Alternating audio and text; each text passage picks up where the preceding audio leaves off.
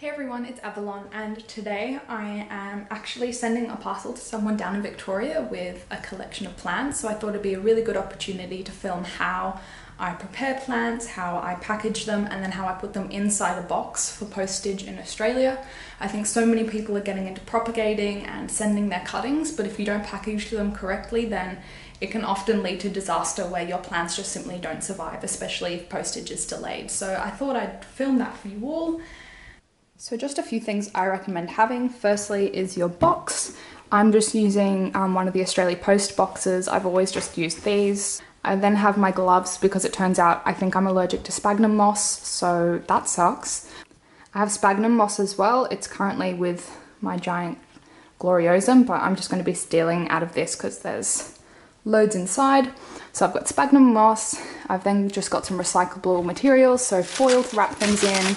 There's some bags, and then there's some bubble wrap. I'm sending this person a Begonia maculata, a Begonia Lady Claire. I'm sending her this little succulent of some sort, begonia, and also, sorry it looks a bit dead, but a Rhaphidophora tetrasperma cutting. So the first thing I'm going to be preparing is this begonia. It's a really beautiful one, and as you can see it's got lots of roots. So the first thing I do is just take off as much soil from the roots as possible. You could technically clean them properly if you wanted to, but I don't mind. I just send them basically like this. And then I just choose a piece of foil. I like to ship mine in foil. It's better than plastic. And cool. So we have this nice amount of sphagnum moss. So we're just going to take a bit of sphagnum moss. What I like to do is I just like to, this is already damp, but if it's not damp, I run it through cold water and then I just squeeze it out to get rid of all the excess moisture. So using this guy as an example, so basically you just want to wrap it all around the base, and then what I do is I fold the bottom to make sure that it's all secure, and then I just wrap it like a parcel. Just a little parcel like that. And then I just like to squeeze it just a little bit at the top to make sure that it's okay.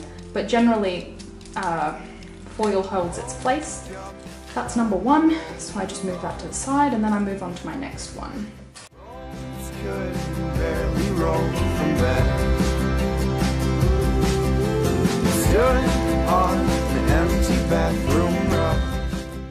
So what I'm going to do now is just wrap the other two. I'm finding this impossible to do with one hand.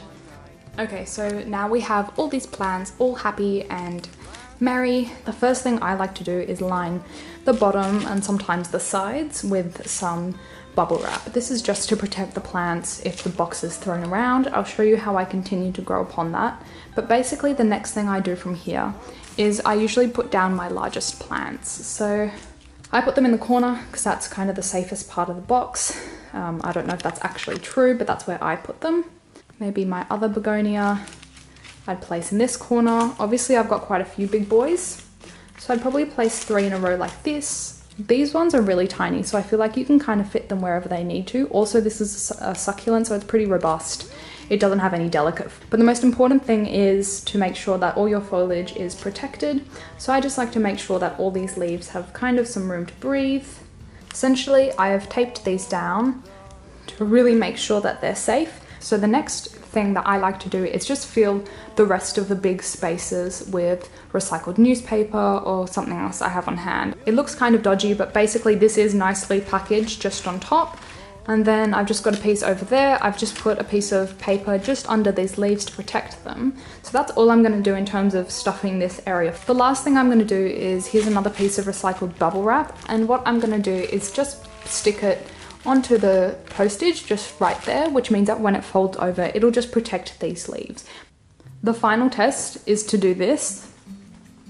Turn it upside down and see if you can hear anything.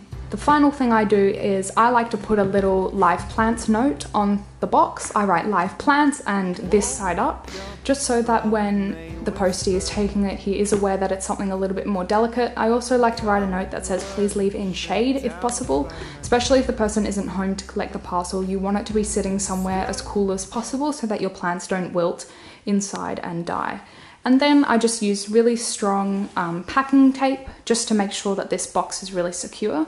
And that's the end of this video. I really hope you enjoyed it. Please leave any comments or questions below.